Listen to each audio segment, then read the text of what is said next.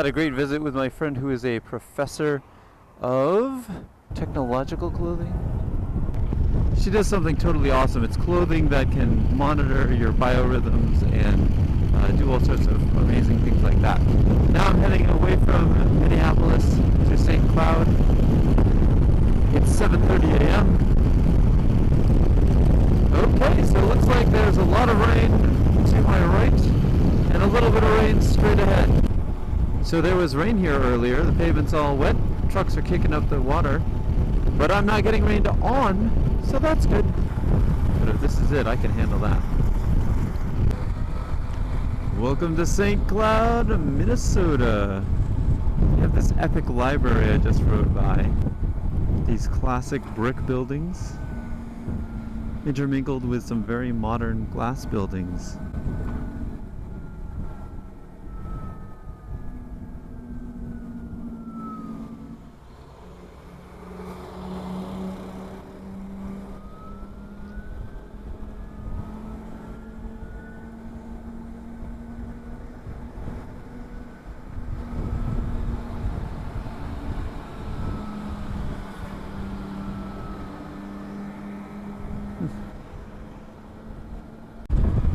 This is the Mississippi River.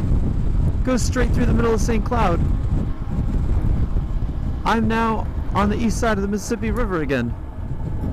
Huh. As soon as I charge up, I'm going to cross the river again. Good morning from St. Cloud, Minnesota. I'm at a Miller Nissan and having some issues charging. So I didn't call any RV parks yesterday, so I needed to call an audible, and I went to a Nissan dealership. However, one of my Elcon chargers is not working right now. The supercharger causes a fault at Nissan dealerships. This is a beta test supercharger. The real ones probably won't do that, but mine isn't charging, so I need to find a new place to charge. Adventure first thing in the morning. It is 8:30 right now, and time to get going. St. Cloud Campground and RV Park to the rescue. I'm gonna cruise on over there. I'm losing a little bit of time, but not too bad. Let's go. Hello, St. Cloud Campground and RV Park.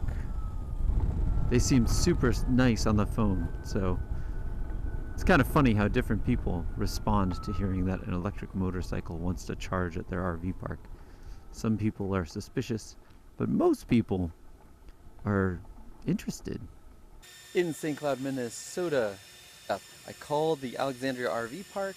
Initially, the woman said, no, I can't let you do that. And then she thought about it for like 2 more seconds, and then she said, well, how long will you be here? And I said, about an hour. And she said, when will you be here? About 11 a.m.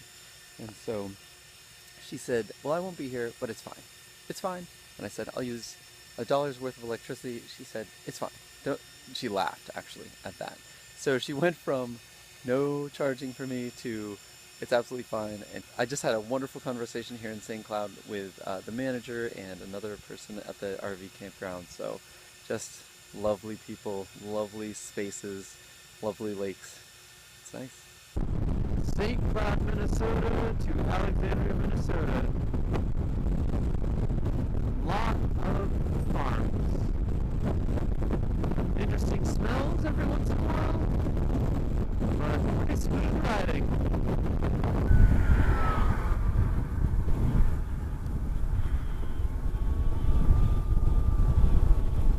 Okay, this has a different name from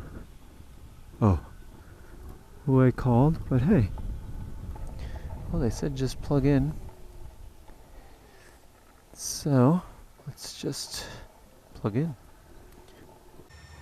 Charging up in Alexandria, Minnesota, about to go to North and South Dakota all in one stretch. This is going to be a very long stretch, so I'm going to avoid highways as much as possible and try to keep my riding energy use to about 75 watts per mile. So it'll be interesting. I'm hoping to make it, but there are no promises. Here goes. All right, thank you, Alexandria RV Park in Alexandria, North Dakota. Got a full charge there, all the way up to 99%. And now I've got the longest leg of the journey so far. 106 miles at least, and as much off-highway as possible. So I am trying to take it slow and use as little energy as I can. Alright, from Alexandria, Minnesota to Sisson, South Dakota via North Dakota. I spent 20 miles on the highway, did very well, had good winds at my back, and so I used only 15% to go 20 miles, which is excellent. So now I am on back roads, so it's just me. There seems to be a bit of a headwind, but nothing that should jeopardize the mission. So, onward. Riding in the middle of nowhere in northwestern Minnesota, you get a sense of peacefulness. For example, there were just 2 cars that passed me. That's it. 2 cars. You see any more? I don't. So it's really, this is the sensation I got while riding along Route 66 a couple summers ago. There's almost no one there, and it's just you and the road, and the environment, the birds. It's awesome. So one of the most amazing things is just looking up at the sky as you ride underneath it. Look at how far you can see. Man, in New York City there's buildings within like 100 feet of you in every direction. But here you can just see for miles and miles and miles, even at ground level. Got my special sauce, 'cause she's my baby, my baby, my baby. And of course I'll do anything for her, anything. Try to show her, honey, show her. Start, try to sharp tongue. Gimme, gimme, gimme some you don't take today. Gimme, gimme, not never ever gonna leave you alone. I don't know all the words of the song. See anyone for miles? Nope. See anyone for miles that way? Nope. Oh, it's so peaceful. There's a roadrunner. I'm literally looking at a roadrunner right now. A few other birds are flying around. Okay. Truck's coming. It sounds like the gathering storm. I'm just chilling out here, going 40 miles an hour on a 65 mile an hour road. But that's how it's done. That's how you extend your range. Just enjoy the scenery. So I tell you what, you can just sit and go slowly and just think, man, my butt hurts. It's a bummer going slow. Or you could choose to enjoy it and just get out of your head and just look around and just think, wow, look at how amazing this is. The fields are incredible. Here's a little cemetery, Lakeview Cemetery. I don't see the lake, but apparently it's Lakeview. And the clouds are amazing. You can see for miles because you're out in the great wild west. So, hey, this is awesome. Looks like a factory farm in South Dakota, just north of Sisseton. At least 7 houses that have no windows for chickens or hogs or whatever they are factory raising there. I'm heading on a very long leg. I need to conserve as much energy as possible, and South Dakota has immediately presented a fierce headwind. And so now I'm in a tuck position. That's why you probably can't see anything with the camera, and I've got my feet up on the rear foot pegs that are normally reserved for the passenger, and I'm basically just trying to be as aerodynamic as humanly possible for as long as possible without straining my neck or anything to see if I can make it to my destination. So, the glamorous life. Alright, here's one of the trains that is referred to as a bomb train. Carries oil. Every one of those has the potential to let off a massive explosion. And if we don't use vehicles that use oil, you know, like electric motorcycles, then we don't have bomb trains. And everybody's safer. We like it when everyone's safer, right? And this thing goes on forever. I wonder how much potential energy there is in there. But it goes on for literally miles, at least 2 miles. Route 29 south I'm going at blistering 55 miles an hour. And I'm only doing that because there's a tailwind. And I got a lot of experience doing this, so hopefully it'll pay off. But really what's paying off is this tailwind. Alright, got to tucking. Right, and there it is again. Low power mode.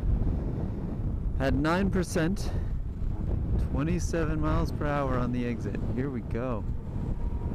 I really wish I could see the RV park from here. That would make me feel better. Well, I've still got power. Just barely, and there is Camp Dakota. Oh my gosh. I am just gonna cruise in. Oh, it's paved, yes. Here we go. Keep the momentum.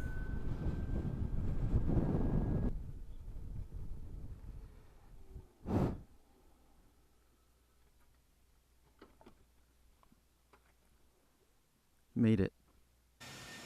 What a day. Left my last campsite in Minnesota at 12:45, went to North Dakota, South Dakota, and now I'm in Wisonsinites, South Dakota. Long ride, had to go slowly in order to make it.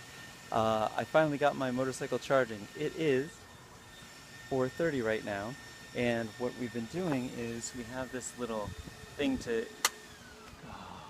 connect 30 amps and 30 amps and make it a 50 amp connection, but it keeps the breaker keeps flipping because it's old. So I don't know how long I'm gonna be here, but it's 4:30 right now. It took me from 12:45 to 4 p.m. to get here, and I got here just after these people got here, so they got the 50 amp connection. I have this ghetto one that keeps popping the breaker, so it's gonna take me longer and longer to stay here before I can move on. So gotta go problem solve now. Here's where the supercharger app comes in handy. One of these 30 amp breakers is popping consistently, so what I did is I set it to 6.1 kilowatts, and making sure that the amp stays slightly below 60 amps, and hopefully that will do the trick. So I have to hang out by my bike now because if it pops again, I'm gonna have to reset it just so I can get going in a reasonable amount of time. Adventure. Okay, managed to get my spliced together 30 amps working. 30 amp plus 30 amp cannot equal more than 60 amps, so I've really slowed down the supercharger to about 6 kilowatts, 5.5 to 6 kilowatts. So this is going to get me going about as fast as I had charged up last year. So what I'm probably going to do is charge up here as little as possible to 40%. Then I'm going to go 25 miles south and go to another campground where I should be able to charge up faster and keep moving. So, but I did get a little shock along the way while I was fiddling with the electronics. So be careful, kids, with electronics. My days are filled with uncertainty. I don't really know where anything is until I find it. Campground entrance, haha.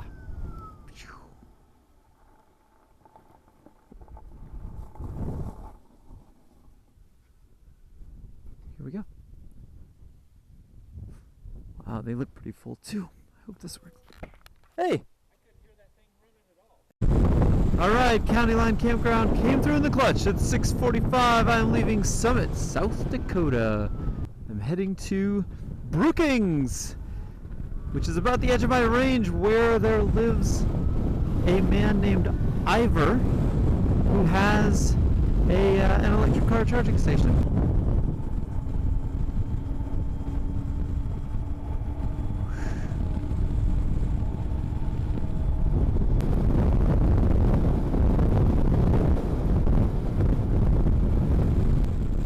South Dakota, the wind has come in my favor. I am now traveling at 70 miles per hour and only using 100 watt hours per mile. So this is amazing. Well, it looks like I know what I'm going to be charging my electric motorcycle using. This is awesome. Look at all these windmills. One windmill asked another one, "What kind of music do you listen to?" And the second windmill replied, "I'm a big metal fan." Charging up in Brookings, South Dakota at the house of Ivor, who owns a Chevy Volt. And he left the cord outside of his garage for me. I just plugged in and I'm charging up at 6.5 kilowatts. I've got 65 more miles to go before I get to Sioux Falls. Not Sioux City, Sioux Falls, South Dakota. And that's where I'm going to sleep tonight. Got an Airbnb and I am good to go. Today has been another adventure. It's just an adventure charging up. I use RV Parky to find RV parks more than I use PlugShare when I'm out in Minnesota, North Dakota, and South Dakota. There just aren't that many plugs, and if I use outlets that are at RV parks, then I can get going much faster. Also, tan line. Huh? How about that? Pretty impressive. It's from my gloves. And that's it. Just waiting for my bike to be ready, and I'll be on my way. Had a lovely chat with him, with Ivor and his wife, about electric vehicles and about traveling and about their daughter who went to RISD and does photography. We talked about the wind out here. Holy moly. You get a tailwind, it's amazing. You get a headwind, it's devastating. On PlugShare, it's really terrific going to people's houses who have plugs. I used to shy away from doing that. Now I enjoy it. How's that for a sunset? Nice. Eat it up. Alright, the temperature has now dropped, and I'm still wearing a t-shirt under my leather jacket. I've got some vents. They were open all day because it was hot, hot, hot. Now it's cold, so they are closed. On to Sioux Falls. So I've been riding around, heading towards Sioux City. I've been seeing a lot of dark fields, probably some cows out there, and bam! Look at all the lights. Almost there. And it is probably 10:15.